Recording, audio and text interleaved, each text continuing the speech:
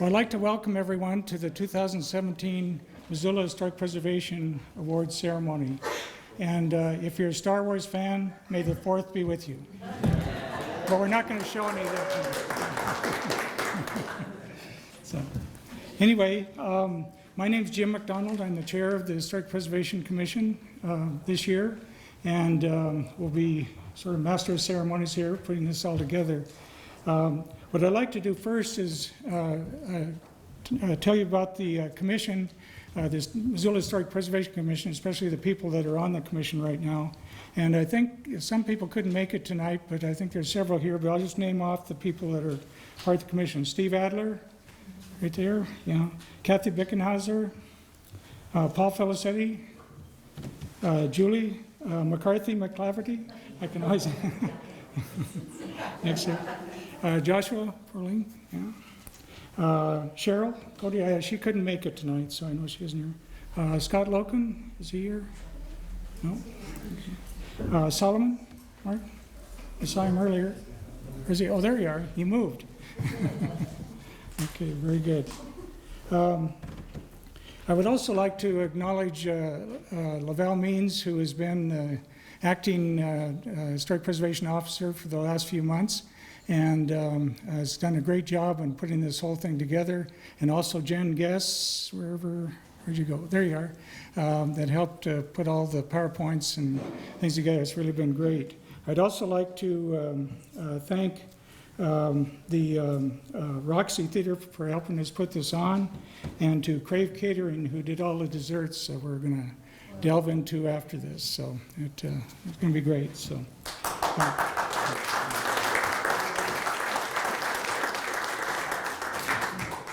And Lavelle is acting Historic Preservation Officer. Of course, it's kind of ending because we have a new Historic Preservation Officer in Missoula, and that's Emily Scherer. Emily? Yeah. And, she goes by Emmy, and I'll just read a little bit about her. She graduated with a Masters of Science in Historic Preservation from the University of Oregon in 2015. She wrote her thesis about defunct industrial landscapes and Superfund sites of the American West, utilizing the former Georgia Pacific pulp mill located on the waterfront of Bellingham Bay, Washington. To develop her thesis, she spent months conducting archival research, surveying citizens, attending meetings, and working closely with the local historic preservation officer. The final product was a 120-page narrative of that place. She also sat on the Historic Preservation Commission, a Historic Preservation Commission, and is familiar with the review and recommendations process for quasi-regulatory processes relating to historic preservation. Since graduate school, Emmy has worked in various community development in areas of community development and preservation. She interned at Virginia City, Montana, with Jeff McDonald, who some of you know, and she helped with the heritage tourism marketing there. She also worked as a cultural resource specialist for a local firm providing advice on Section 106 compliance projects. More recently, she has had her own preservation consulting firm and was working with the Community Gardens Outreach Coordinator I need to slow down here. As the Community Gardens Outreach Coordinator for the Garden City Harvest nonprofit. Emily has been in Missoula for a couple of years and is a part of the Missoula community for about 1.5 years. When she's not organizing events and conducting research, she enjoys playing with her husky, huckleberry, and 4 chickens in her garden. So. Anyway, welcome.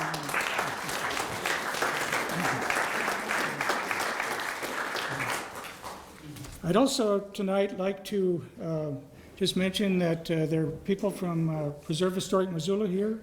I thought I saw Paige. I don't know if there's anyone else, but Preserve Historic Missoula is a local nonprofit advocacy group for preservation and has been involved in a lot of the main issues, of course, like the mercantile and other projects within Missoula here. So we welcome that group here tonight. And then just welcome all of you to be part of this, and it's going to be a great evening. We've got 6 great awards, But first of all, I'd like to introduce our speaker for this evening, and that is Mike Monsos. Excuse me a second here, back up here a second. I should mention one other thing before I go on. There are 4 tours this month for preservation. This is National Historic Preservation Month, the month of May. And we have 4 tours that we're going to be holding on the 4 Saturdays in May here. The first tour is this Saturday. It's a bicycle tour starting up at the north end of Higgins by the X's there and the Northern Pacific Depot. And we're going to go down what's called the University Line, which comes down Higgins to Hellgate High School, turns east on Connell Avenue, goes to Maurice, which is kind of the center of the campus where the grizzly bear is, and we'll be going across the campus over to Evans Avenue, back down west to the Bonner Park, and then south again to the Sussex area, which was really the first country club, which is now part of its the university golf course. So we're going to be looking at various buildings that were here during that time period when the trolley system or the streetcar system ran through this area, and that should be a great tour. It's supposed to be rainy, and so hopefully it won't be by the time we go. That's 1 to 3 on Saturday. The second tour is the following week, and Philip Meckling is going to be doing that tour. It's the Lower Rattlesnake Tour. We had some requests in the past to redo that tour because a lot of people missed it, so we are going to have that tour on May 13th.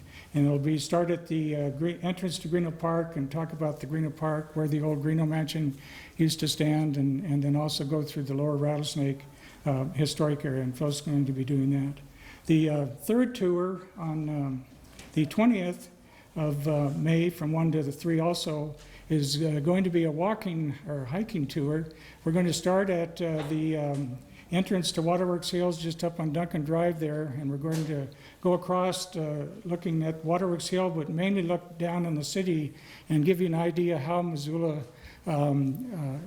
expanded over the years, what was there originally, what's gone, those sorts of things. So that'll be a good tour, and then we're eventually going to end up at the Moon Randolph homestead. So that'll be a good tour on the 20th. On the 27th, we're going to have a tour, another trolley tour. This is what we're calling the Bonner to Fort Missoula tour. That's the line that really, is one of the major lines. We're not going to be able to start at Bonner. We're going to have to start as the tour came into Missoula off of the old Northern Pacific rail line, and came onto the trolley system there at Van Buren. So we're really going to start at the new walking bridge there by the fire station, which has the original piers from the old trolley system. So we'll start there, and then we'll go down through Higgins, the downtown, over to the south side and McCormick historic districts, and then weave our way out to Fort Missoula. And on the way, we're going to stop at the old trolley barns, which are now owned by the Forest Service, and Kathy is going to help us look at those barns. If you saw in the paper, you saw the old tracks from the trolley barns, and we're going to be able to get in there and look at those buildings. And then we're going to continue on to Fort Missoula and see the trolley that's been restored out there. So, and that's a longer tour. It's a bus tour. We have to limit it to about 40 people because we only are going to be able to get one bus. So we'd like people to sign up either on the website, or we do have a sign up here tonight. If you're interested in that tour, put your name on the sheet, so that we're going to have to limit it, unfortunately. So please sign up as soon as you can, and we'll see how it all goes. So anyway, those are the 4 tours for Preservation Month. Now I'll get to our speaker this evening. Our speaker this evening is Mike Monsos. Many of you know him, but he's a professor of design and technology at the University of Montana. He also, as of 2013, is the director of the School of Theater and Dance. Since 2010, Mike has been, Mike has been on the historic preservation, or excuse me, he's been the head of the certificate program for historic preservation at the University of Montana, and that's several of us in here have worked with Mike and in that program, but it's been a great experience for all of us as well as the students that are involved there. He had a long video, but I kind of condensed it to a few things, so I hope that's okay. There's 20 pages, I think, of the video. So. I just had mentioned his education. Mike received a Bachelor of Fine Arts in Theater Design Technology with honors at the University of Montana in 1984. He then went to the University of Utah and got a Master's of Science in Architectural Studies, Architectural History, and Historic Preservation in 1999, and he's Phi Kappa Phi. And then in 2001, he received his Master's of Fine Arts, Scenic and Lighting Design at the University of Montana. So quite a group there. Many awards throughout the years, and I'm not going to talk about that, but if you've seen any of the plays at the Massacre Theater or any of the other theater productions at the university, you'll see a lot of his work as director of design for all the scenic sets and things like that. So it's really pretty amazing. And when I looked at his Vita, it's not only University of Montana, but all over the Northwest here that he's been part of various theaters. Just a couple preservation publications that he put together. He put a brief history of historic theaters in Utah, and this was in the Theater and Design and Technology magazine. He also did a house history for the Montana Historical Society, the G.B.N. Hart Home in Big Fork, and I'm assuming that's when you were working up in the summer theater there too in Big Fork. And then his thesis at the University of Utah was a great project that ties us all together, theater and preservation. It was called A Preservation and Restoration Handbook for Historic Theaters. He was on the Historic Preservation Commission for 14 years and was chair for several years. So with that, I'd like to welcome Mike Monzos.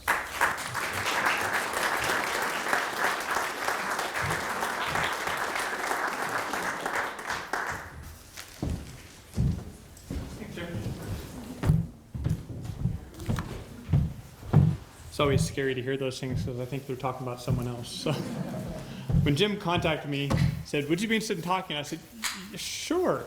So what do you want me to talk about?" And it's like, well, maybe this is a good time to kind of get back to the basics. Talk about give us a little insight into kind of why we're all here. And the main theme we came up with, of course, was why preserve.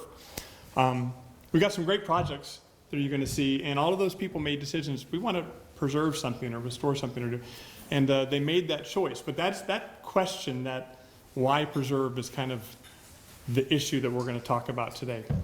It's actually I think it plagues preservationists at times, because when you hear why preserve, it seems like a fairly simple question. We get asked that a lot, and to be honest, many of us don't even think about raising the query, as the answer appears to be self-evident. Of course we should preserve. I mean, how foolish or disrespectful or wasteful it is not to preserve. But we got to be honest, that's just our opinion. And we're reminded time and time again that we are not all of the same mindset, and that we have to continue to champion preservation over and over and over. So this is nothing new. The very first preservation project in the United States was met with great resistance, which seems odd considering what they're trying to save. Mount Vernon, the boyhood home of George Washington, was falling into disrepair. 1853, the current owner, John Augustine Washington III, was struggling with the upkeep. The economics of the United States were not great at that time. The associated farmlands to the property were not as profitable. Disrepair, the stewardship and the management of the property was starting to kind of fall off. But the importance of the building was not lost on the owner. He knew people would want to experience the site, so he worked with steamship companies to bring in tourists to see it, to raise funds, but it wasn't enough. He also offered to sell the house to the federal government and the Commonwealth of Virginia, who both said no. It wasn't until Anne Pamela Cunningham, tasked by her mother, entered the fray that anything happened. When the bill she drafted that urged the state to purchase the property failed, the realization came that the men in government were not going to help. That's the key. The men in government were not going to help. So she created the Mount Vernon Ladies Association, raised the money herself, purchased and managed the property. Now I remind you, this is Mount Vernon, the home of the man who would go on to become the commander of the Continental Army, the president of the Constitutional Convention, the first president of the United States, the father to our country, and in addition, the building expansion was actually designed and overseen by him. So, kind of an important place. So why did we even have to answer the question of why preserve? How did the government and leaders of our young country fail to acknowledge the significance of this building and fail to act to preserve it? It seems ludicrous in hindsight. Now, you might be inclined to dismiss the inaction as a dated response, one that occurred before we all progressed to the point we are today, and one that could never happen again, but that would be both dangerous and wrong. Because it puts you in the position of being surprised by the actions of people who do not see the value of preservation. And we have to remember there are individuals who repeatedly fail to see the value of preservation. Despite the feeling that we have moved beyond answering that question, the reality is that we must constantly justify the need to preserve. So how do we do that? We can't just have preservationists shaking their collective heads at the notion of constantly explaining why we preserve. We have to seek out an understanding of why people don't choose to preserve and help them understand. Now, this is nothing new. Preservationists have been working to find that teachable moment, that glaringly obvious stat or just the right fact that can't be ignored for many years. In fact, the tradition of preserving has an equally long tradition of explaining to people why we want to preserve. So what is that thing that will sway the vast majority of people to recognize the value of preservation? Let's look at some of the things we've tried. With buildings such as Mount Vernon, it was for reasons of patriotism, or as we used to call it in grad school, the rich white guys who won reason. So when we got started in this preservation thing, the easiest part was to convince the world that we should honor and respect the great leaders of our country and find ways to recognize their accomplishments because it was the patriotic thing to do. Then we moved the discussion to teaching the world that the physical structures where the rich white guys lived was a tangible connection to those individuals, their history, and a touchstone for our country. Therefore, the buildings should be saved. Once we had the buy-in from the public on the need to save buildings of our greatest heroes, we had to start at preserving sites and structures. But that was a small part of the pie, as it mostly made a case only for nationally recognized individuals and monuments.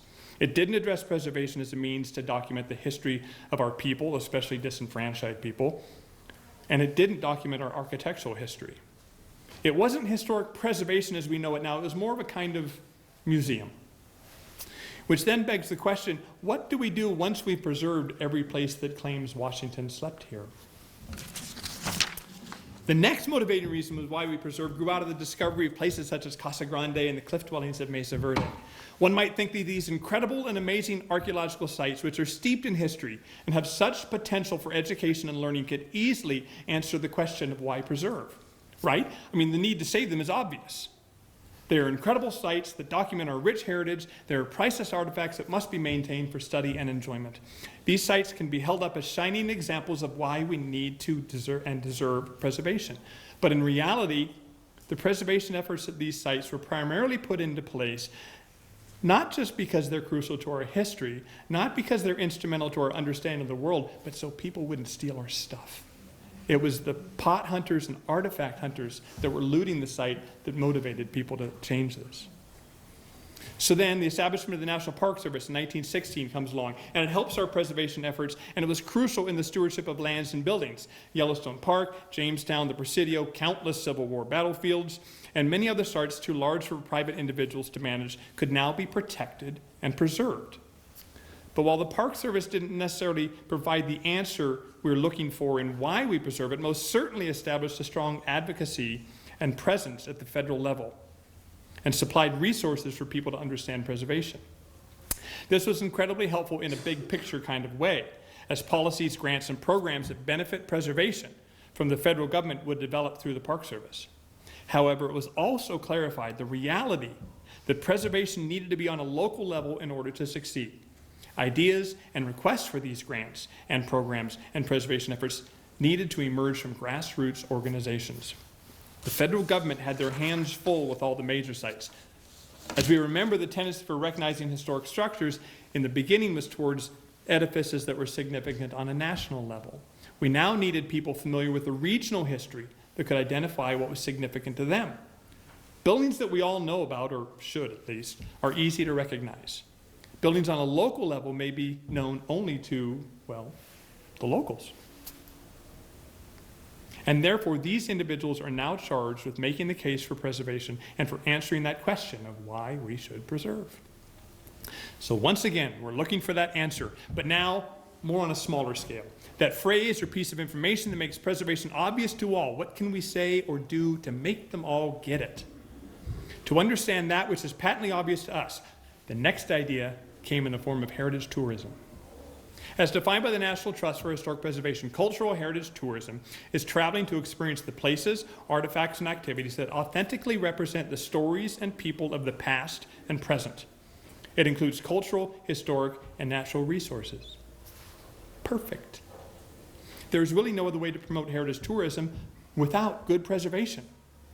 That's it. Preservationists are realizing that by tying preservation to something people really, really want, something that has an economic impact, was a way to answer why preserve. Because people are asking for it, and they will spend their family money and go on their family vacations to actively seek out these rich, unique, cultural, historic, and natural experiences. I mean, really, what's the point of traveling to a place that's exactly the same as the one you have? Preservation encapsulates history. And history is fascinating, mysterious, and fun. It is romantic, nostalgic, and educational. Don't tell anyone. Cities and towns all over the country started touting the benefits of preservation as a means to bring in all the heritage tourism dollars. Those brown informational signs advertising historic neighborhoods and downtowns that would get people off the interstate were popping up everywhere.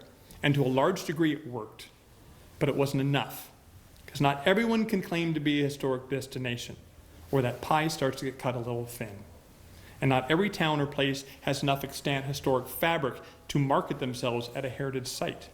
So heritage tourism is the answer to why preserve didn't work completely. It wasn't enough. So what is that one topic that can connect with everyone? What is the common denominator in our lives that resonates most fervently? Money. Everyone could talk about economics of preservation. If we can convince the world that preservation is an economic success story waiting to be written, we could have the reason for why we preserve that everyone could see. But we were already on the wrong side of that argument, as preservationists had to argue against the belief that it was cheaper to build new than to save an old building. The mindset was already accepted as fact. Now, I don't believe there is ever any data to confirm this notion. In reality, I think we just had a desire for shiny and new things. Things like our myth of the never-ending frontier. The idea that we would always have resources, that we would always have something down the road. So building new made sense because we always had something. Or the idea that new can only be equated to quality. So if you want good stuff, it had to be new. Or a desire for a modern and a contempt for old. We quite often will kind of poo-poo the previous styles, the previous generations, because our generation has to be better, aren't we? Or the artistic freedom of architects, the chance to be unrestricted in their growth and their development. Or just the idea that a clean slate was the best way to start. So we now have enormous amounts of data to prove that the vast majority of the time, the cost is negligible or even less with preservation. The hero of the economics of preservation, Donovan Ripkema, has exhaustive research to prove the value of preservation to anyone willing to read it. Yet the myth perseveres. So while our strongest case for preservation may still reside in the economics, other trends and ideas have been surfacing that are making the case for why we should preserve. You guys know them all. They're all happening. Sustainable development, smart cities, green architecture, access to culture, increased dependence upon public transportation, mixed income, mixed use, density, affordability, walkability, a sense of place, wayfinding streetscapes, public spaces, infill, technology, innovation. The list continues to grow. These are all ideas and buzzwords that are trying to codify what our ideal world should be. Now, none of these new trends have the word preservation anywhere in the title. But if you read the foundational plans and principles of each of these ideas, they are absolutely in line with everything preservation does. In fact, Missoula's recent growth policy, Our Missoula, echoed this reality by outlining the advantages of preservation in 5 of the 6 categories studied: community design, housing, environmental quality, economic health, and livability. All spoke to the benefits of preservation in achieving their goals. From class, to quote Winston Churchill, we shape our buildings, afterwards they shape us. We are recognizing that what we find, what we build, has a profound effect on us and contributes directly to the quality of our lives. That is what all these studies are saying. In fact, another study, a recent study, shows that for the first time in our world's history, the majority of people, 54%, now live in large cities. That is an incredibly important stat considering what it means with respect to transportation. Cars and preservation have been dramatically intertwined for virtually the entire history of the automobile. You can go on and on about how much it affected preservation, from the very beginnings of cities moving to suburbs, cars moving away, roads becoming more, downtowns disappearing from being lived in. The cars are all out there, so what does the downtown have to do to get people back? They got to get people back in, but they got to get them back in their cars. So how do you get people to come with their cars? Knock down a building, put in a parking lot. How do you get them to stop and see what you've got downtown? You change the first 2 floors because that's what they can see out their car window. And then they'll go, oh, I need to stop at that store. So cars have been thing. And what is fascinating is right now, less people are driving. With more people in the city, less people are driving, more people are dependent on public transportation, more people are depending on the things that preservation is providing. Preservation efforts support and create exactly the world that every study is currently telling us how we should live, how to be healthy, happy, contend with environmental concerns, and how best to account for all the change in the world. Preservation is key to that. Now, how is it that almost every piece of evidence supports the value of preservation, but we have to continually answer the question of why we should preserve? How is it we still lose historic buildings? While the cynical side of me may have lots to say about greed, laziness, or a lack of willingness to learn, that doesn't solve anything and only increases my blood pressure, which I forgot to bring my pills, I think. The non-cynical side of me believes that we need to continue to educate, to connect the dots, to help others to understand that preservation is not a burden, and to understand what preservation really is, as opposed to what they think it is. So here is my plan. Maybe we solve this by changing the language. Maybe we need to call it something other than preservation. Maybe we need to get people used to hearing other more accurate words, because I think that word is our enemy. Preservation has negative connotations to many. People balk at the idea of preserving because to them it means restrictions, rules, roadblocks, governmental authority. Preserving means we can't touch it anymore, or make updates, or change. It means someone's going to tell me what color paint I can use. It means someone is going to dictate how I'm going to handle my own house, and that does not sit well with many. Now, we know that isn't what historic preservation is. Preservation, in reality, is an umbrella term that actually includes adaptive reuse, restoration, renovation, reconstruction, revitalization, but they hear preservation, so they fight. Now, I know I've used that term like about 1,000 times in the speech already, and I know we have to contend with the fact that we have the Historic Preservation Act of 1966, the Advisory Council on Historic Preservation, the Historic Preservation Commission, National Trust for Historic Preservation. Everything says preservation. But we can still try and change our dialogue. Remember, none of the new trends in planning and city development are titled preservation, despite the fact that they all practice it.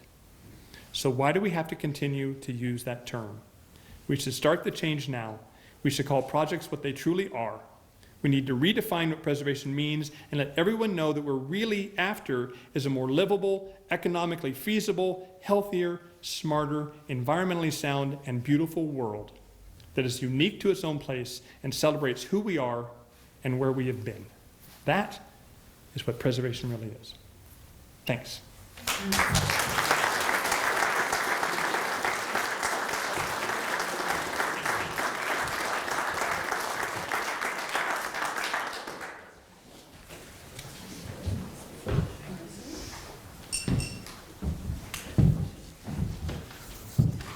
very good words as we move forward with preservation here in Missoula, or what we want to call it. But hopefully we can take those words and make things happen that still maintain a lot of our cultural heritage. So thank you, Mike. Appreciate it. So.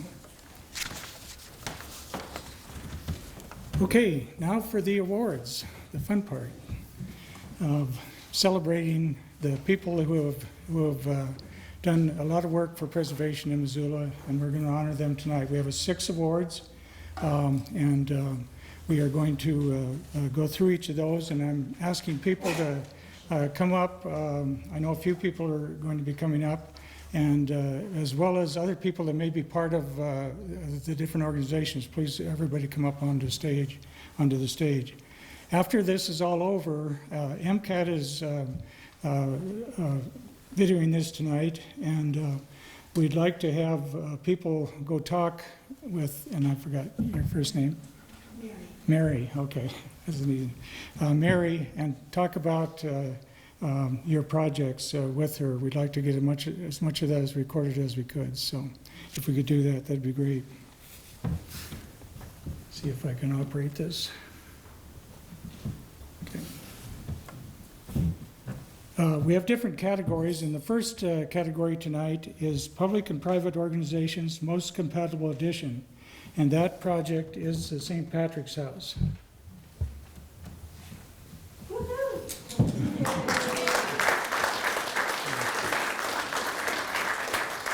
Just to give you a little history of the house was, which is now known as the St. Patrick's House, was constructed in 1910. It's in the west part of the downtown historic district. And for many years, it was used as lodging for transitional industrial labor workers in the area. In 1948, the house was converted to a convalescent home and used as such for many years. From 1983 until 1993, the house was Missoula Youth Homes. For the next 2 years, Women's Place utilized the building for offices and temporary housing for women in crisis. In 1995, Trappings Interior Design put their offices there, but they also created a bed and breakfast called the Montana Grand, and that was there until 1998, when Heidi Dewey, the wife of a Missoula physician, recognized that though Missoula offered exceptional medical treatment for a wide variety of ailments, many low and moderate income medical travelers couldn't afford shelter and food staples while in town, or needed a place to stay for extended periods of time while undergoing treatment. She spoke with Gene Bauman, then the executive director of the St. Patrick Hospital Foundation, and presented her passion to create a hospitality house for those in need. The vision quickly spread, and others grasped the obvious need, and the foundation raised enough money to purchase the building and land to create this place-like home for those patients and families. In September of 1999, the doors of St. Patrick's House opened. The original house had 10 bedrooms and could accommodate 20 people each night. People could cook their own meals and find peace away from the stressful hospital atmosphere. In 2007, the foundation added 5 more rooms, allowing them to accommodate 30-plus individuals each night. In 2013, all bedrooms and bathrooms were renovated during what they called the Sweet Dreams Makeover. In 2015, the kitchen was remodeled and the dining room addition was added that you see here. You see the before picture of that dining room addition and the after on the exterior. And this is brought before the Historic Preservation Commission to look at and come up with some ideas and make sure that it met those preservation requirements. Just a couple photos of the interior and as it was remodeled. So I'd like to call for Barbara Trainer. Are you here? Okay. I didn't know who you were. You come up.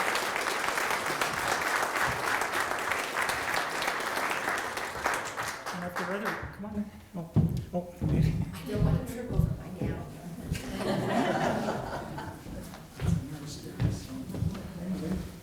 Certificate. What's lovely. Yeah.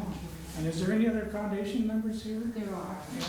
Yeah, if you would, that'd be great. Yeah, go ahead. Thank you very much for recognizing St. Patrick House. I would like to say I believe St. Patrick House is one of Missoula's very lovely local jewels. And like our speaker mentioned earlier, it is an old house. And whether you call it restoration or preservation or whatever, St. Patrick House fills a very important need in our community. And every day, just as George Washington was looking for a reason to add to his property and restore his property, St. Patrick House serves patients and their families that wouldn't be able to stay and have medical treatment without the facility and being able to stay for as little as $25 a day. It is an honor and a privilege that the Providence Western Montana Health Foundation takes total responsibility for supporting and funding everything that happens at St. Patrick House. And the addition that you see was born out of the idea that the need is great.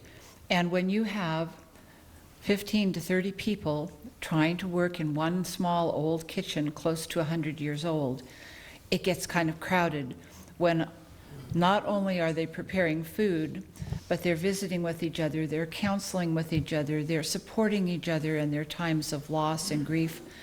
And it became very evident to me as a board member that the house was getting tired, like some of us, and needed a little bit of help.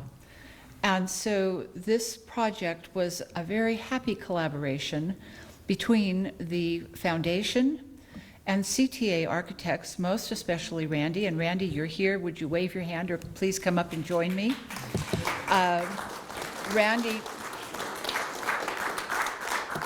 Randy donated hours of his time to interpret my vision of lots of windows and lots of space instead of crowding everyone into the kitchen to add the dining room. And I think probably one of the nicest compliments, although Randy may not think so, that we have ever received was one day a friend of mine, a client from another city, called and said, you know, I drove by St. Patrick House. I think you said it was on Alder, and you know, I think I got it right. And you know, when are you going to do that project? There's nothing new there. And ladies and gentlemen, I think that's the point. You're recognizing that it doesn't look brand new, but it serves the purpose that we needed. It gives a bright space for our guests to stay, to eat, to enjoy each other. And thank you for recognizing not only the work of CTA Architects, but Jackson Construction. They did a very careful job and put up with an unusual situation, because when you still have patients and guests staying in the house, it's a little bit difficult. And in that regard, I'd like to also recognize Anna Hopp, who was the manager of the house at that time. Anna graciously, come on Anna, come on up here. She was the manager at that time. And throughout the 6 months that this construction went on, was enormously patient and grateful, and helped our guests understand what was happening, and in fact got them into the spirit of looking forward to the new addition. The new and current manager, Jesse, are you would like to come up, wave at us? At that time, the director of our foundation was Michael Bullard, and he sends his greetings, but he's unable to be here tonight. Our current director, Fran Albrecht, is here tonight, and Fran kind of came on at the tail end of this whole process, but it is through her continued efforts with the foundation board that every day the needs of our guests are met. And Fran, thank you enormously for all of your efforts on behalf of the foundation.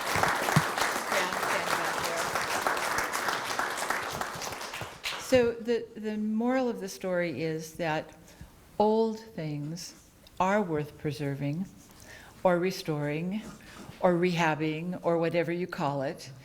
And this house has been on that corner for a very long time, and it serves Missoula in a different capacity than it used to, but one that is entirely meaningful. And we thank you for your recognition of both the house and the work, and of course, the addition.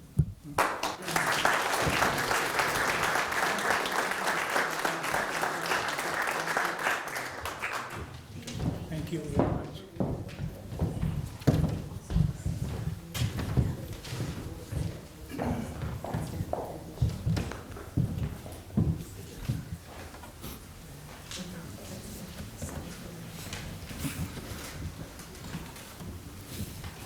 Our next award is Public and Private Organizations, Preservation, Information, and Education. And this goes to the film that was put together called An Alien Place, the Fort Missoula Detention Camp, 1941 to 1944 at Fort Missoula. I'll just read a little bit about the film, which is really important here. And there are a lot of individuals, I think, in the audience that are part of this that we should really bring up here on the stage when you come up. But this was in the nomination. It could be argued that some of the most unique architecture in the Missoula community is housed on the campus of Fort Missoula, of the Fort Missoula Historic District. The architecture reflects three distinct periods of the fort's history, stretching from its founding through the Spanish Revival expansion in the early 20th century and on into the CCC and World War II era of the 1930s and 40s. It was during the final era of Fort Missoula's construction that the history of the fort took its darkest turn. Beginning in 1941, over 22,000 Japanese resident aliens and Italian nationals were held at the fort. Many structures were constructed during this era, and many other earlier structures were commanded for use by the Alien Detention Center camp. Beginning in the spring of 2014, the Historical Museum at Fort Missoula, along with independent historians Diane Sands, Carol Van Valkenburg, and others, set out to tell a story of this important but often overlooked period of Missoula history. The result of this collaboration was a documentary, An Alien Place, the Fort Missoula Detention Camp, 1941 to 1944. This film tells the story of the men and their imprisonment through historic photos. And I probably can show you a few more here. Tells the story of the men and their imprisonment through historic photos, documentary footage, personal interviews, and stunning footage of what remains of the camp. One crucial component of historic preservation is the recognition of the site's importance and historical significance. The Historical Museum at Fort Missoula documentary is an important step to educating the Missoula community on the importance of the Fort Missoula Historic District. Along the topics that are covered in the film are the reconstructed barrack that is preserved on the grounds and the original courtroom that is located in the second floor of T1. While the Department of Justice operated the fort as the Alien Detention Center, the courtroom was used to conduct loyalty hearings of Japanese resident aliens. This is the only courtroom of its kind that is known to exist in the United States. And I just wanted to mention this film has also been nominated for a Northwest Emmy, which is coming up, so that's pretty impressive. So with that, I'd like to have Matt Lautzenhauser, and I'm sorry, we want to show a little video first of that if we could. Better do that first. A little short video. Can you get?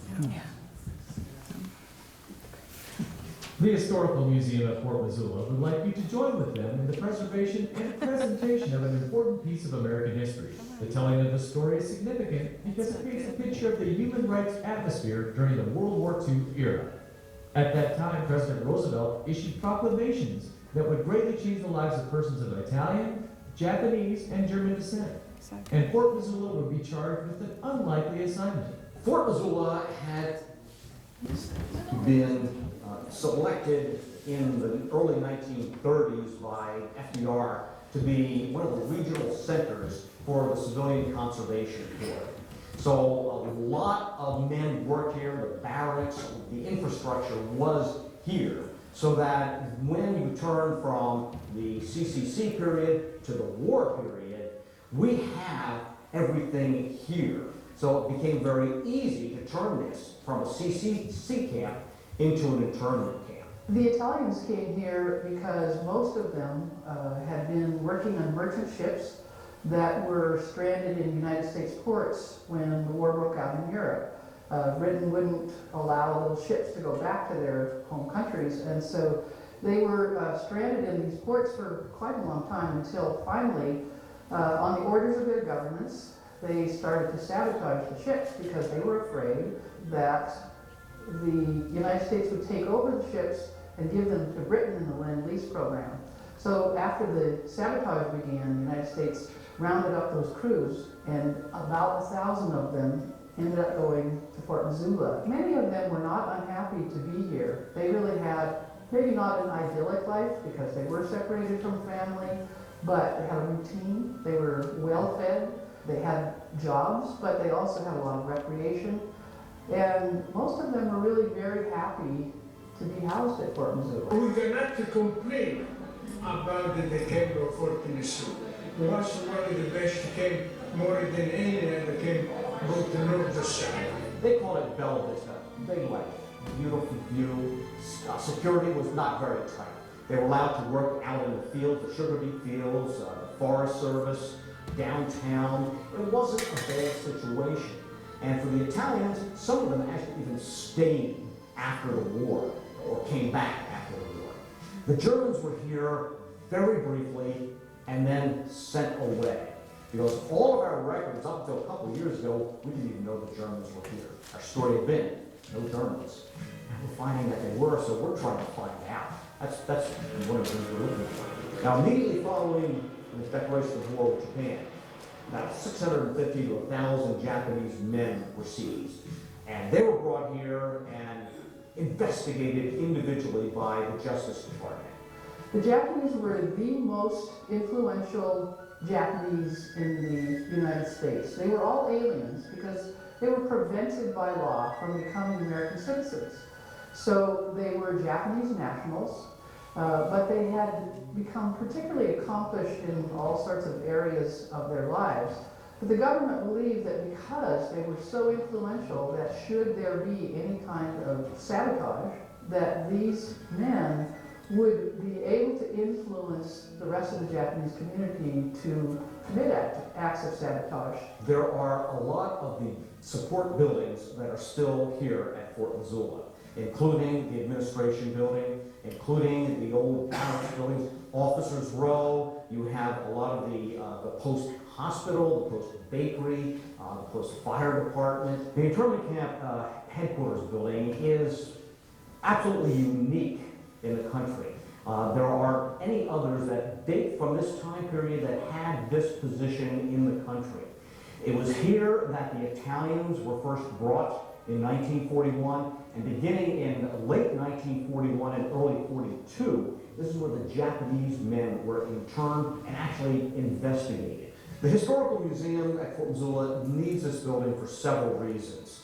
We need it specifically for space. We're out of space for collection storage, for public programs, but I think the number one reason is that historical significance of the structure can't be underestimated. And we would like to be able to turn the courthouse back into the courthouse, and you can imagine all the kinds of programs and school things that we can do with the kids in that. So this is why we really went for historical and some very practical reasons. When this is completed, we will have in the entryway and in the public program areas, we're going to have lots and lots of photos and maps of the time period, of the Italians, what they're doing, the Japanese Peruvians. There'll be exhibits with artifacts in it as well on the ground floor. We're also going to have some research areas, the Bert Benedetti Research Library for Italians. We'll have another one for the Japanese experience. The courtroom, in several years we hope, will be restored, so you'll be able to come up here and see how it actually looked in 1942 when the Japanese were being interned. I think we need to remember what happened to a people who were brought here because they looked different, who were prevented from becoming citizens because they were of Asian ancestry. So first we kept the Chinese from becoming citizens, and then we expanded that to keep the Japanese from becoming citizens, and it really was based solely on racism. And I think the Japanese are important to remember because they really were treated unjustly, I think. A lot of people will say, well, we didn't have sabotage because the United States took those preventive measures, but that's not what the United States is about. We don't convict people based on their ancestry or their looks, but we did in those days. The interpretation of this period in American history is, I think, vital, particularly these days as we're looking at the war on terrorism. We're seeing genocide throughout the world. We're seeing ethnic cleansing. And yes, the story is not the same, but I think some of the same lessons can be learned about the internment of the Italians. A little different. They were actually enemy aliens. But the Japanese, these were men who couldn't become citizens. It's a story that needs to be told. We need to remember it. We need to learn from it. If you would like to make a contribution to the Historical Museum at Fort Missoula, for the purchase and remodel of the Old Post Building, and for the continued care and display of the internment camp buildings and artifacts, please call 728-3476 or email us at ftmslamuseum@montana.com or stop by the museum. Your donation is much appreciated and will help us share a very interesting and important story with museum visitors of all ages for years to come. And of course, since then, the museum has restored the courtroom, and it's something that everybody really needs to look at and see, and hopefully future work there will bring more exhibits and things like that that are part of this. But with that, I'd like to, well, first recognize North by Northwest Entertainment. They were the company, the film company that put this together. And then, of course, the Historical Museum at Fort Missoula. And I'd like to have Matt Laudenheiser and Diane Sands come up, as well as any of other people that have worked on this. It'd be great to come up here. So.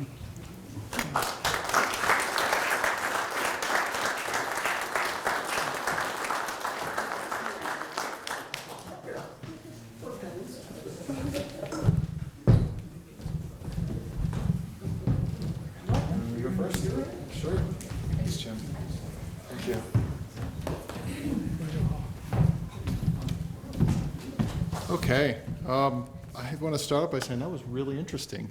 We have a pretty young team here that's been working at the Historical Museum for a few years, and that is actually the promotional video they did when we purchased building T1 back in 2008. Yeah. So probably done around 2007, so it was kind of fun to see that. It's also interesting to see all the change that's happened over the few years in that building, and then all the kind of the hopes and dreams we have for that building moving forward. This is such an interesting story and such a powerful story, and I think it's funny, some of the quotes that were in the movie or that we just saw about how, you know, we've kind of moved beyond that, but then again, maybe this lesson is someone that we need to revisit, and maybe the reason that we're doing this, things like this documentary and working with the exhibits and in that building and getting it restored, is that we do still need to remind everyone about the lessons that we learned during internment in the 1940s and how important those are and how timely they are in the current world we're living in right now. So it just makes me so happy to be up here and be able to share that documentary with folks. But I will also want to have Diane speak for a few moments. Diane Sands has been kind of the champion of not only this documentary but building T1 for many years now, and she's an exemplary historian, wonderful storyteller, great person, and just someone who has really been a champion of this project. And I don't know that this documentary would have happened without Diane's contributions, and I don't even know if we'd have this building or be telling the story the way we are if it weren't for Diane. So I'm going to turn it over to her. Thanks, Matt. I just want to say, this really is a labor of love. I think it's the reason I went to work for the museum. It was what Bob Brown wanted, was a building for storage of all the stuff we've got out there. And in the course of that, with Adler's help here and Jim's help as we started pulling that building apart and discovering, in fact, that courtroom and its history to this. That was totally new information that we found, and it was the most fun. It's like a mystery. Historic preservation is so much fun to figure out the history of these places, particularly when they're so unknown. The building itself, Jim, I think when you did the original inventory of the fort, no one knew the age of this building. We all thought maybe it was built in, who knew? And it turns out to be a chapel whose history goes back to the very early founding days of the fort. So it's a unique building for many reasons, but its unique history relative to the World War II history I think is very important. We have to thank the county for all of its help. Without it, this is a county building, a county museum, thank you. The state preservation money that we got for part of the work, and for the most part, the work of the National Park Service, their Japanese-American internment grants provided the original money both to restore the courtroom and do the other exhibits, and also the money to produce this film with some other sources. So we definitely, your government at work, your taxpayer dollars at work, want to remind you of that. But it's fabulous, it's stunning to be nominated for an Emmy for this production, and stay tuned on June 2nd and see if we win. Thank you.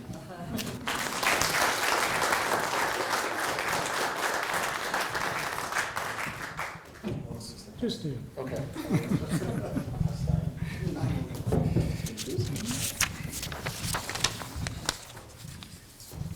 Well, our next, move ahead here. Our next award, also for Fort Missoula, is a award again, the Public and Private Organization Preservation Information Education.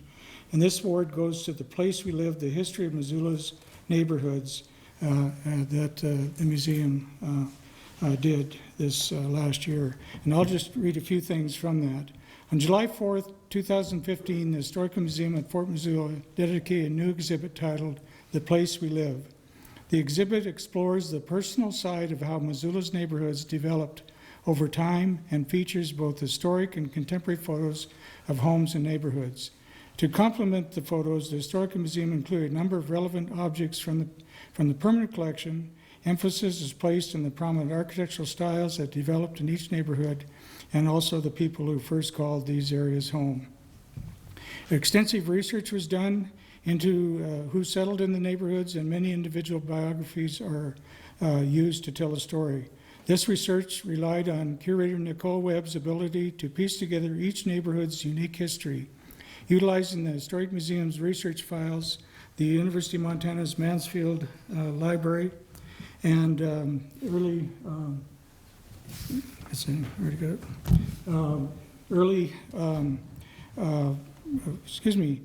Polk City directories of Missoula. By taking this approach, Webb was able to put personalities and individuals into the architecture development of each area. To best present a neighborhood and its residents, Webb reached out to many of the people who live in the homes today to seek input on what life is like living in a historical home. Many of these gracious individuals also shared their thoughts on the process of restoring their homes, their historical homes. One of the connections was made was even a past Historic Preservation Award winner. So with that, I'd like to say thank you, and we'll give you a certificate for that. So Matt and Nicole, do you want to?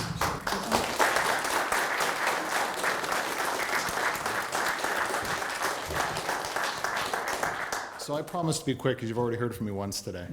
I just want to thank HPC and Jim and everyone that's helped support this project, everyone that came out to see this exhibit.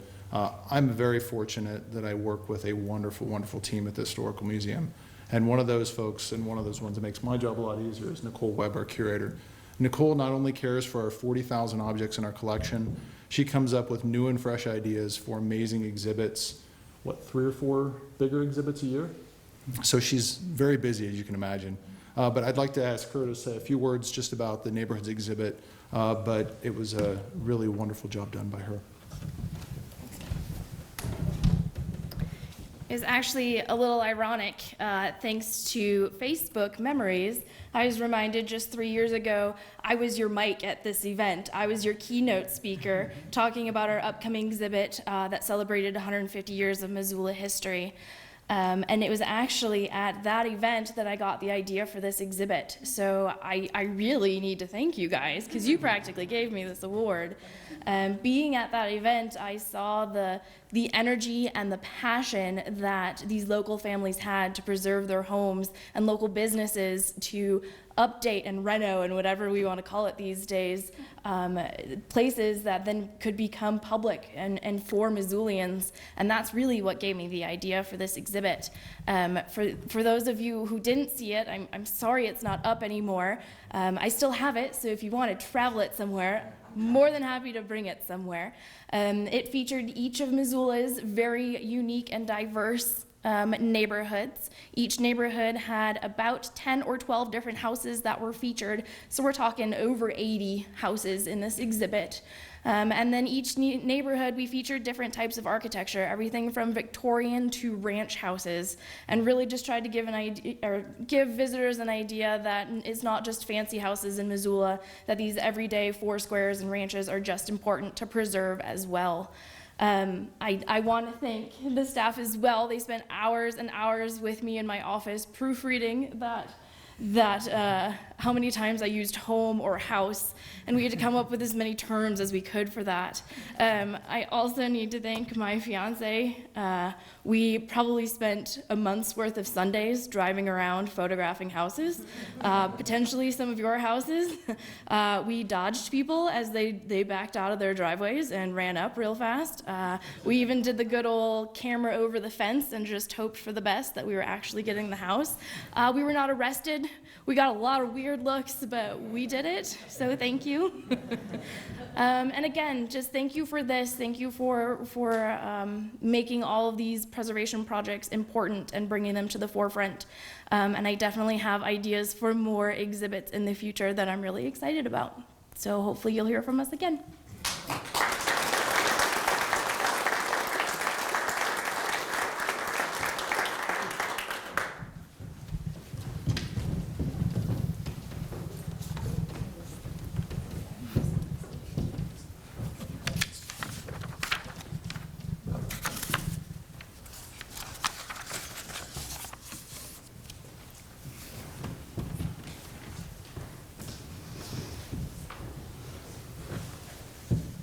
The fourth award this evening is the Dorothy Ogg Award. Dorothy Ogg was of course, a member of the community. If you remember Ogg Shoes, some of you that have been here for a long time, downtown and then at the mall. But and then she also owned a lot of property along the river by Kiwanis Park there. And she was a person that was very interested in historic preservation. She came to us asking to be on the commission. She also was on the Missoula Redevelopment Agency, and then she became actually the official person representing that group on the Historic Preservation Commission. But anyway, this year we'd like to recognize Stories and Stones, the Missoula City Cemetery project that has been going on for many years. This Missoula Cemetery presents a vastly popular historic event each fall called Stories and Stones.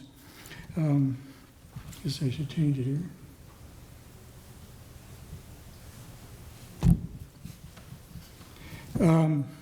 This idea for Stories and Stones began in 2000 when the cemetery board chairperson, Cherie Fraser, attended a walking tour in a small cemetery in Atlanta, Georgia.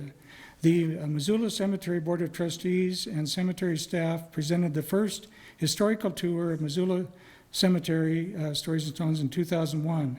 That first year, the tour highlighted 5 storytellers with the board members and with a board member leading a group of 25 attendees to each site. Since 2000, the tour has evolved into a free annual self-guided walking tour featuring an average of 35 storytellers and 1,000 attendees. The cemetery distribution's guidebooks, which here's one of them right here, that talks about many of the many of the stories of both the people and the cemetery. And they provide this every year. 2 years ago, I think there was kind of a consideration whether it really could still happen again because funds were low and things like that. So they sent out a survey to people seeing if they were still interested, and were overwhelmed. And so the project is, of course, continuing on. And in the last 2 years, we've seen a large number of people coming out. I myself am fortunate to be working with, as part of this, is talking about A.J. Gibson, our first, one of our first architects here in Missoula. Raphael Chacon. This is just some of the people and some of the different stories that are being told. You can see this is one of the groups. I'm not sure this is from last year or the year before. Of course, C.P. Higgins there, which of course Bob Brown. And just a lot of great activity. Raphael Chacon did some of the first A.J. Gibson ones because he wrote the book on A.J. Gibson, and then I took it over after that. But it's a great turnout, a great group, and really tells a lot of the history of Missoula that a lot of people don't even know about. So I like the one with A.J. Gibson. It's the only stone that isn't carved. It's actually a boulder that has a Gibson name in it, so it's pretty neat gravestone. Oops, should back up. Anyway, I'd like to present this certificate to the Missoula City Cemetery, and I'm not sure, is someone, oh, is that, okay.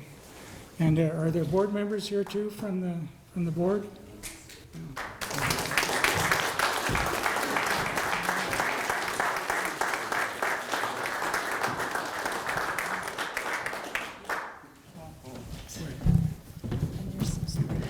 Hi, my name is Kim Seeberger, and this is Jenny Pack, and I'm not very good at this, so I'm going to read my little thing for this so that I don't miss any points in the thank yous of all the people.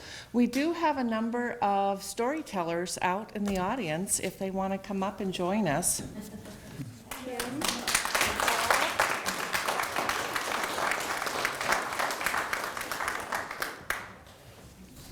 Okay, we are honored to accept the award on behalf of Missoula City Cemetery Board of Trustees, Missoula City Cemetery staff, and the many storytellers that make Stories and Stones such a success.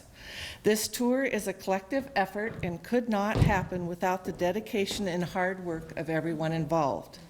Stories and Stones is a very special and well-received event held in one of Missoula's oldest cemetery, Missoula City Cemetery, founded in 1884. Is where you will find the final resting place of many of Missoula founders. The tour idea was first suggested by our past cemetery board chair, Sherry Fraser. Sadly, she passed away last fall, and we know that she's probably smiling down at us right now. Stories and Stones is a walking tour of Missoula City Cemetery and began in the year 2000 with 5 storytellers and 50 attendees. Today, the tour averages 30 storytellers with an average of about 1,000 people attending. Storytellers stand at particular grave sites and retell that individual's life story. Many of the storytellers are in costumes, while others are family members recounting their family history or historians speaking about people relevant to Missoula's past. The cemetery preserves each presentation through a short biography printed in a free guidebook and a video recording filmed by MCAT. Free will donations help to offset the guidebook printing costs. Our cemetery also offers 2 specialty booklets, one for the Missoula County Sheriffs and one for the mayors whose final resting places lie in our cemetery. Guidebooks and videos are always available on our cemetery website. We welcome you to visit Missoula City Cemetery and experience its beauty, history, and tranquility. The cemetery has many years of interment available where new histories can blend with the old. In closing, we want to thank you again for this honor. We are proud to contribute to the preservation of Missoula's history through Stories and Stones and the continued care and improvement of the Missoula City Cemetery. Please join us on September 17th of this year for the next Stories in Stone tour. Thank you.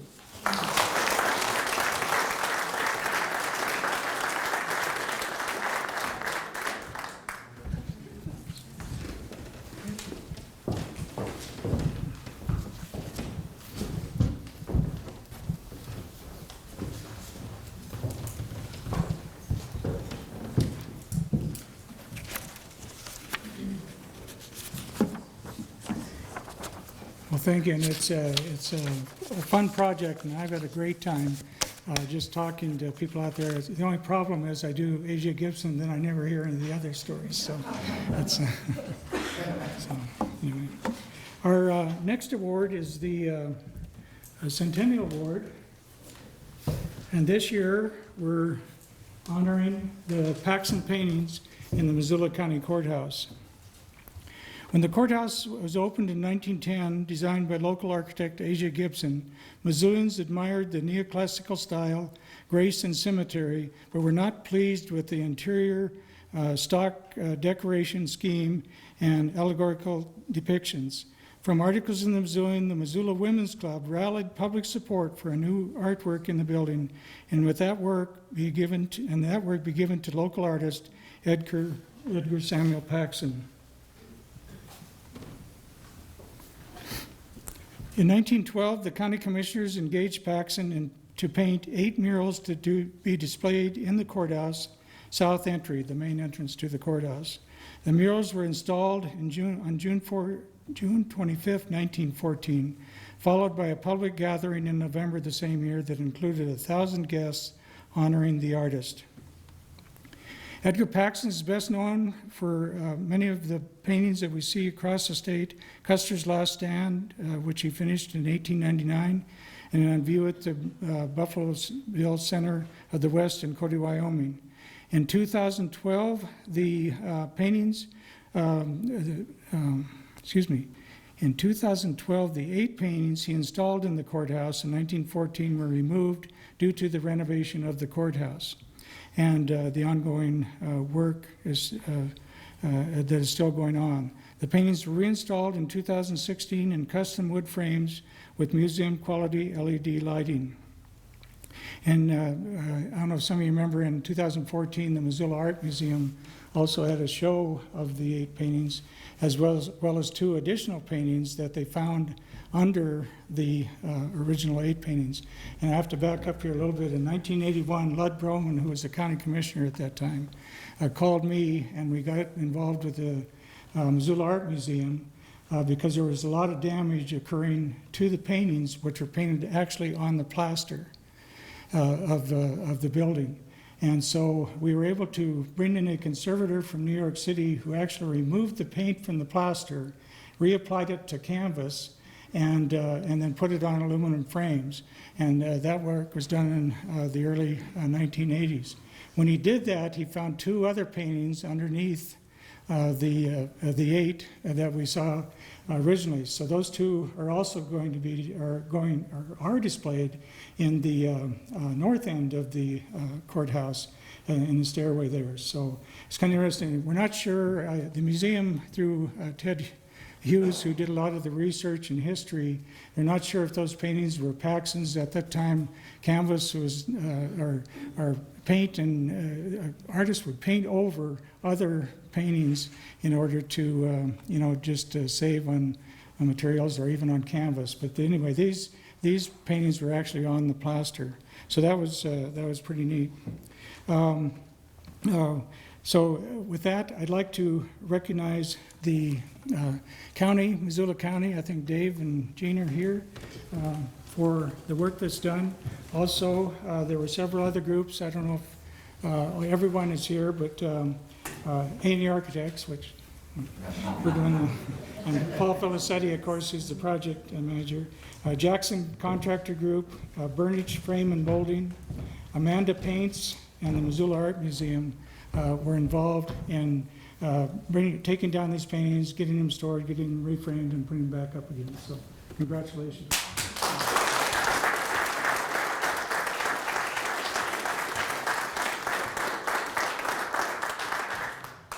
Thank you. We're very pleased to accept this award tonight, and thanks to Jim and many others who have done the preservation work in the past. So originally, I guess at the direction of this group of ladies, again, ladies do a good job, don't we? The county paid $1,000 originally to have them painted on that plaster, and we have them insured for a little more than that now. So I hope that you got an opportunity to see them when they were down at the museum, because they were down where you could see them better. And if you took part in the ceremony that they had there, where they had someone dressed up like Paxson and telling the story, that was great too. But the other piece is it tells all these stories, of course, as Paxson's stories all do, paintings do, tell stories of things that happened in our area. Pictures, there's things of Lewis and Clark and Sacagawea, and lots of different stories about our area. So again, they are now framed in a better way, a more attractive way. They're lighted better. The glass on the south side of the courthouse has some protection from the sun. So if you haven't been down to see them, they're there in the courthouse, and we'd love to have you come and join us.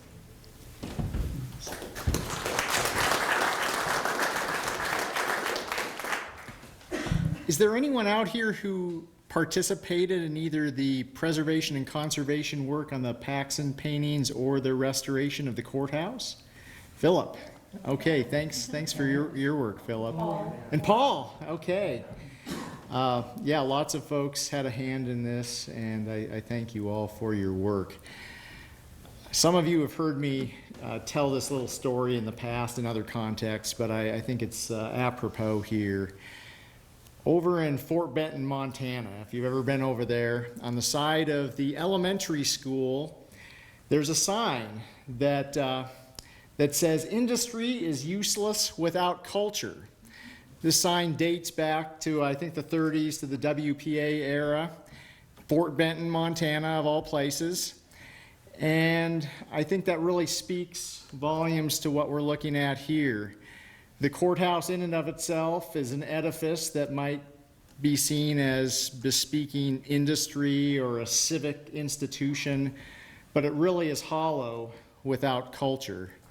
We're really seeing here one of the first public art projects in the city of Missoula, Montana. And I think this bespeaks the nexus between art and history, art that depicts history, and art that is now historic. So thank you all. Check out the paintings if you've not been in the courthouse lately. It really is a treasure for Missoula and Missoula County, and I'm proud to be a part of a government institution that values heritage and public art. So thank you.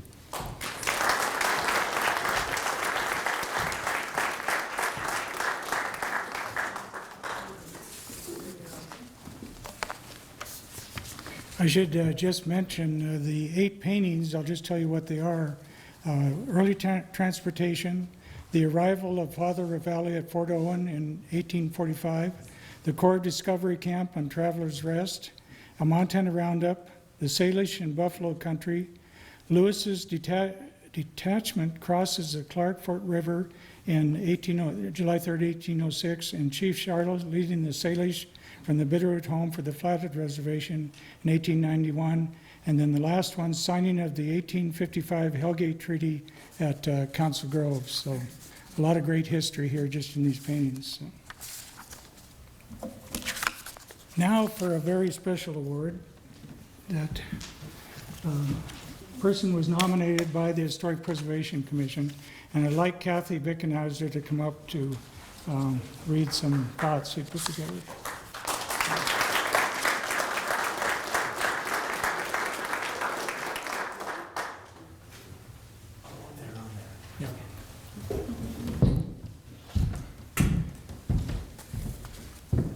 So, as we all gather here tonight to present the Merit Award, it's just for this night only. We're going to call it the Missoula City Register nomination. This is going to go to Mr. Mike Monsos.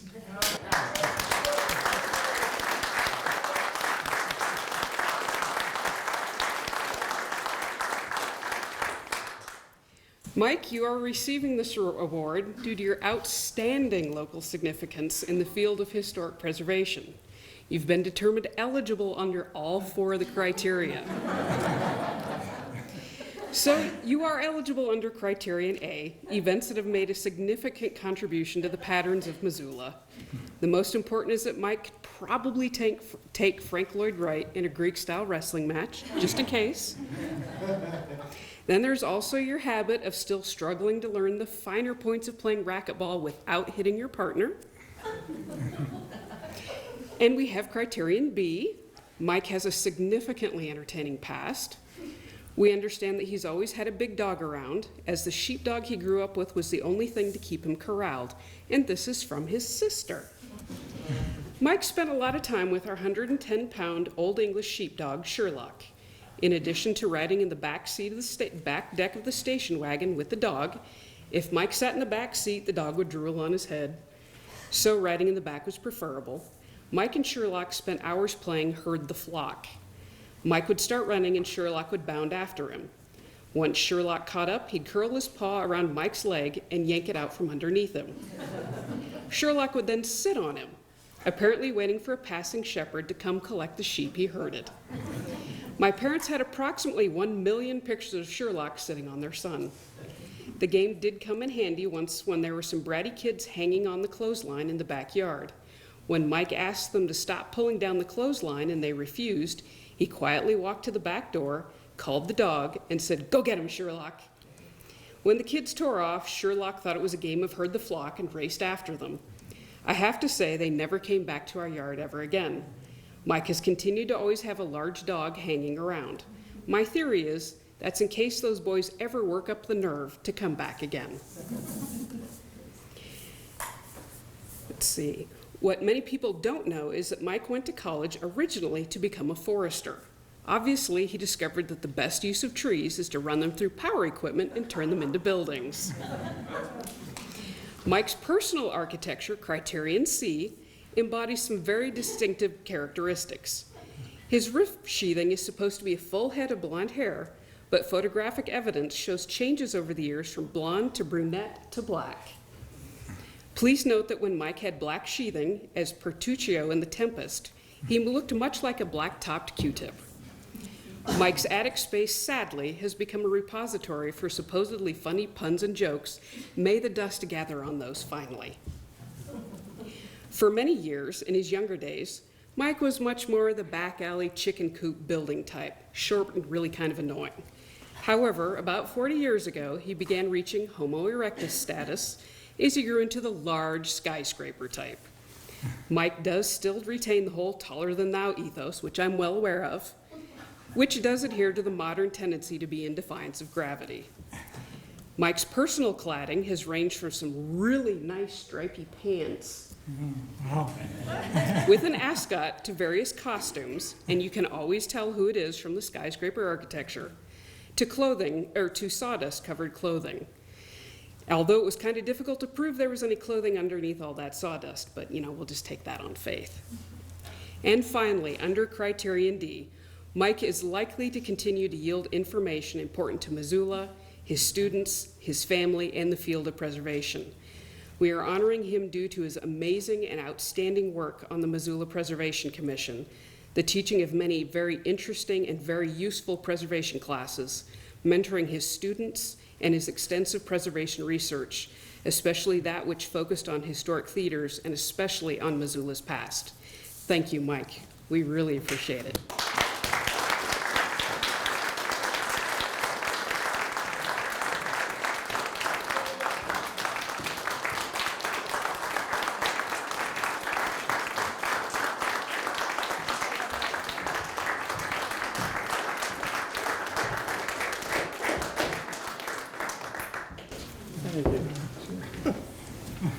We got my sister involved in this. Yeah. But I don't have to talk anymore. I already talked. All right, real fast. Thank you very much. I appreciate this. It was a blast working on the Preservation Commission for all those years. We're going to keep going forward with the classes and the energies, and if Nikki and I get our butt together, we're going to have a brand new book for everyone to enjoy, hopefully in a year or two. on the history of architecture in the state of Montana. So we're not stopping yet. Still got lots to do. So thank you very much. Appreciate it.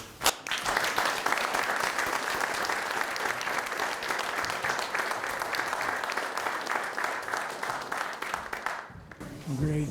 That's super. I like those striped pants. That's a pretty neat.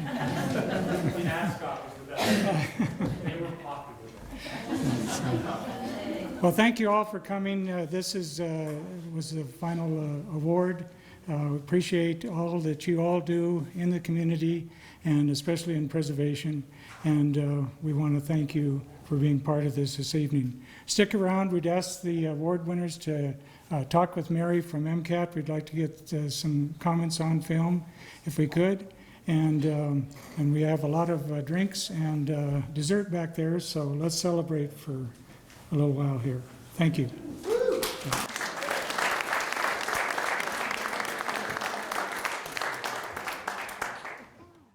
My name is Barbara Trainer, and I am representing the Providence Western Montana Health Foundation. I was a board member. I am an interior designer. And as a board member, I was exposed to St. Patrick House, which is one of Montana and Missoula's local gems. It provides room and food for patients and their families of not only St. Patrick Hospital, but all the hospitals in Missoula and Montana. So anyone who is getting hospital treatment is a welcome guest. And in my responsibilities as a board member, I spent time at St. Patrick House and realized that it was getting tired and needed some renovation to be able to do all of the services that our guests really needed. And so over several summers, we refurbished the house stage by stage. And during the Sweet Dreams stage, where I invited other local designers to each take a bedroom or a bathroom, and we had then an open house in the fall, showing the public, which never gets to see everything because the rooms run about 90% full, showing the public what we offered to our guests. But in hanging around that much, I realized that the kitchen was very old and very crowded, and it served not only as a food prep area, but also an area for visiting and consoling each other and offering advice on how to deal with the current health crises that our guests were experiencing. And not only were the directors of the house part of this, but individual guests also shared with each other. And it was a very, very moving experience for me, and I realized we needed to create more space. And so I got the idea to dig a hole outside St. Patrick House, add lots of windows to make the beautiful trees on the street part of the artwork, because that is part of downtown Missoula, and decided, in fact, to present to the foundation itself a grant request to pay for this addition. The board agreed, and we went to CTA Architects, and they agreed very kindly to donate their time and services to helping create my idea into a reality that looked like St. Patrick House and looked like Missoula. And we cannot thank Randy and Ryan and CTA Architects enough for all of their gracious time, ideas, and materials. We then went to Jackson Construction, and the collaboration grew. They took great care in creating our dream of a new dining room and a fully remodeled kitchen. And they put up with all the silly requests of having patients tripping through the area once in a while, and our requests for dealing with them. The collaboration produced the most wonderful result.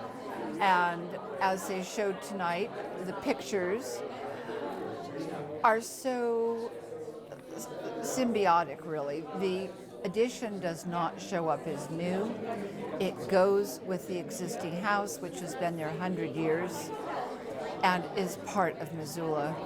So because of the wish to serve our guests, to provide the compassionate care that they need, and to do it in a way that was historically correct with Missoula and our history, I thank everyone who worked on this project. It really was a dream come true.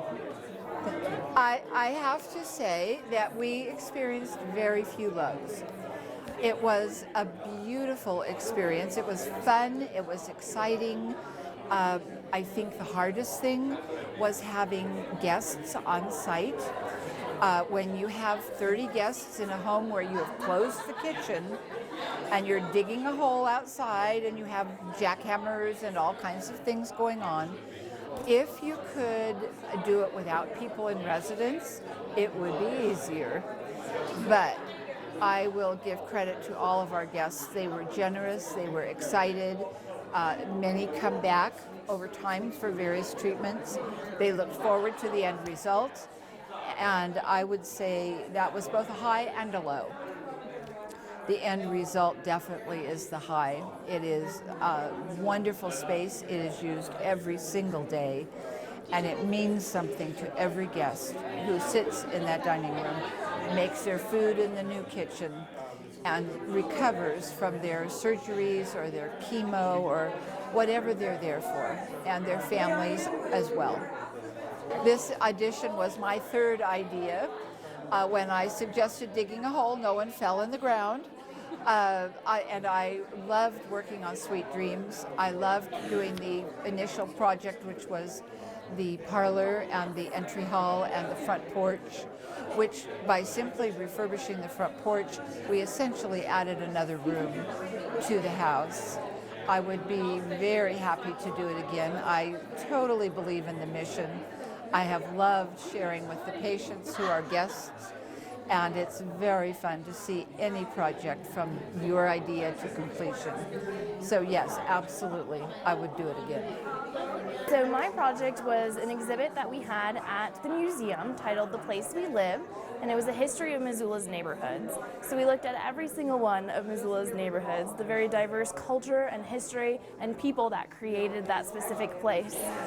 Each neighborhood had at least 8 to 12 houses that were featured, and through those houses we really tried to explore the diversity of architecture, vernacular architecture in the homes of Missoula. So it looked at everything from the very fancy Victorian with the gingerbread and cutouts and all the fanciness to some of your more basic four-square and ranch houses as well. We really wanted to make sure that there was a huge span so that not just the big fancy houses that everybody gets to look at on the register, but we wanted to cover all of the bases and make sure that people recognize the importance of preserving even the most normal of houses as well.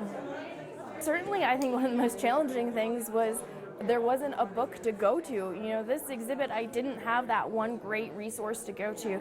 It was really combining people's knowledge, talking to people, seeing what it was like to live and to restore these houses, to look through some of the city directories, find year by year, name by name, who is actually living in these places. So there wasn't that, it wasn't easy. It wasn't that one easy, go to the history book, you have it all. It was really compiling all these things to create the bigger picture. Oh, definitely the final project. Part of that, we always open this particular exhibit on July 4th. So it's during a really big event. But we invited all of the homeowners. So each one got a letter from us and they got a free invite to the bigger party, but also to come see their house. So it was really fun to talk to those people that day, but we also had some trickle in throughout the year as well. And to see the look on people's faces, to see their home, you know, their heart, their pride, their joy in an exhibit was really amazing. Just to see the excitement that people had, to know that the history of their house was being passed on even after that they would be there.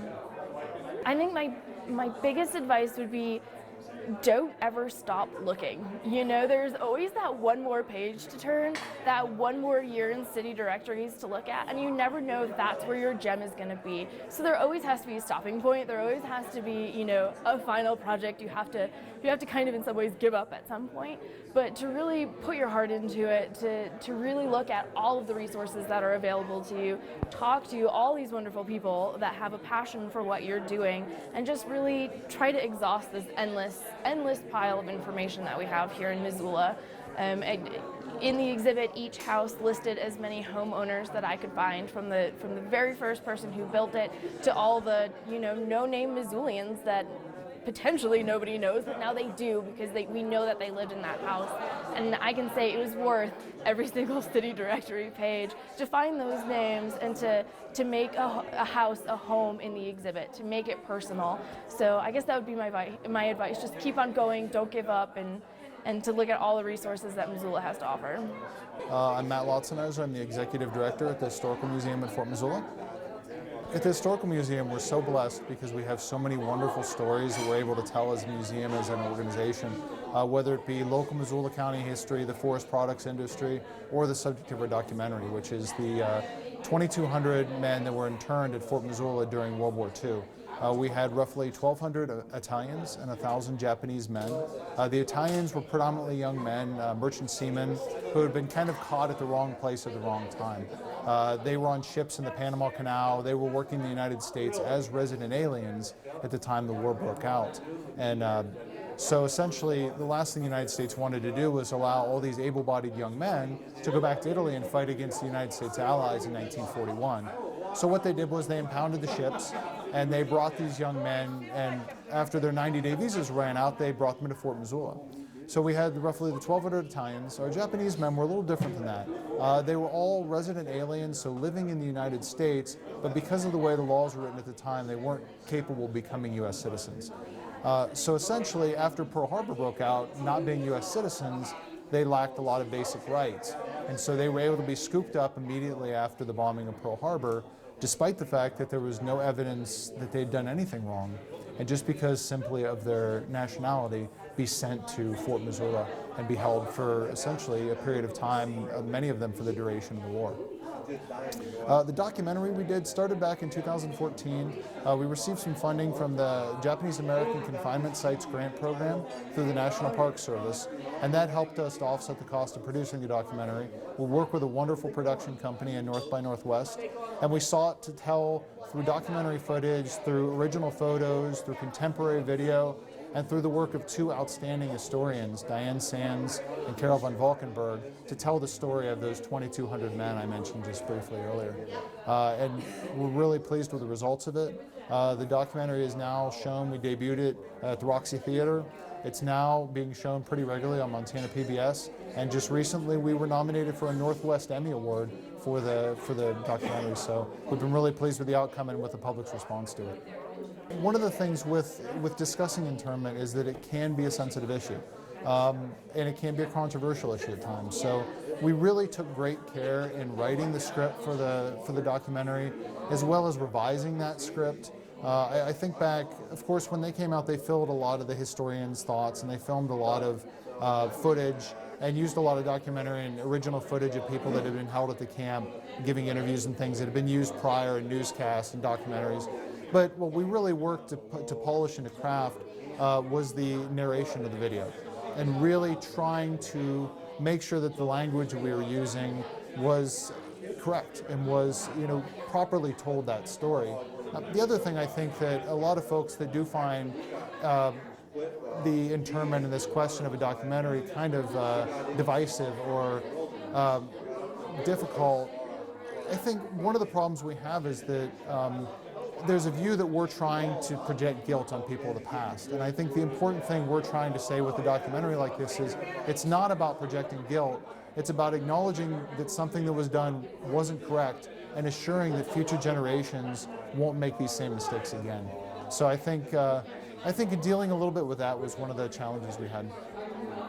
We premiered the film here at the Roxy, and it was really amazing because we scheduled a VIP showing, and then we scheduled a regular showing, and we hoped that some people would show up. Well, we ended up having a packed house for the VIP showing, and then we had paying customers, paying public, Missoulians that came in. We sold out 2 showings of an entire theater and a half a showing, or a half of theater for a second showing that wasn't even planned for that evening. They ended up showing the film a second time because there was such great public response to it. And I think, you know, it just, when you work really hard on a project and you're very passionate about a project, and to see the public coming out and supporting that, and to see them getting it, to see them responding to the film, was really moving for myself and for the staff and for the historians and for everybody that worked on the project. You know, I think one of the big things is to do your research. To do your research and to do your legwork and go out. And I mean, I know it's an old adage, but hard work really does pay off. So put in the work to do the project properly. Don't take shortcuts on it. The other thing, and I think that really fuels that, is have passion. You have to have passion about a project you work on. I mean, it's funny, I've been with the Historical Museum for about 3 years now as the executive director, and I'll be honest, I didn't know much about internment before I came here. But I find the story, now that I've researched it and I've learned more about it and spoken to people, it's such a compelling story that it's created a passion in me to tell that story and to, you know, maybe reach out to someone else, and maybe hopefully something we do can move them the way that myself learning that story has kind of moved me to want to tell it and to realize its greater importance. So I think hard work and passion, the 2 things, I guess that's how everything's done, right? Would you be willing to do? We're actually working on, one of the ongoing projects we do is not necessarily documentary, but we're continuing to find new and creative ways to raise awareness of the internment camp at Fort Missoula, and also to develop that camp and develop our interpretation of it at the Fort Missoula. You know, our camp was a little different. We hear a lot about the War Relocation Authority camps, which held U.S. citizens, but very few know that, A, that Italians were held. That's something I never knew before I came here to Missoula. But they don't know much about these Department of Justice camps, which were where the Department of Justice handled the resident alien population that were interned during the war. So I think we have these wonderful tools at Fort Missoula to tell that story. We've begun telling that story with acquiring the building where the original loyalty courtroom is located. We've continued to tell that story through a new exhibit in one of the ADC barracks, and also through the documentary film. And we have dreams of creating even more awareness of this through programs, through potentially the renovation of a building to help tell that story. So, you know, I think most definitely we're interested in telling more of the story. So yeah, it's a compelling story, and contemporarily it's a very important story to tell as well too. So the Missoula County Courthouse, the existing one, was built in 1908, and about 1912, there was a group of ladies in town who said, you know, we need to have some better art. And so through a process, Paxson was commissioned to do 8 pieces of art, and as we learned tonight, he actually painted them right on the plaster in the courthouse. And so they, of course, are of historic events, which is kind of his forte, to do things that were historic events. So there's, you know, Lewis and Clark crossing the river, and you know, when they came through this area. There's things like the signing of the Hellgate Treaty, all things that are important to the history of our area, of course. And so I learned tonight, as some of the other people did, that they were painted on that plaster, and it was some special technique that they managed to take that off and reapply it to a piece of canvas. So today, when you look at them, you would think someone painted them on canvas. So I hope people got to enjoy them when we did take them down, as we remodeled the courthouse, of course, to protect them. And they were at the museum downtown, and you could kind of get up close and personal and see them closer.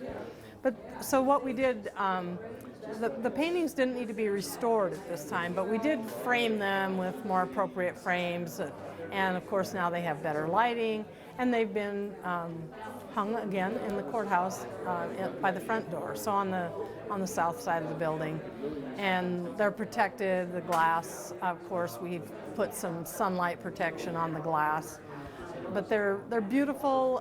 They're historic. At that time, the county paid $1,000 to have this work done, which, you know, 1912 was probably a fairly decent amount of money. But right now, of course, they're insured for millions of dollars.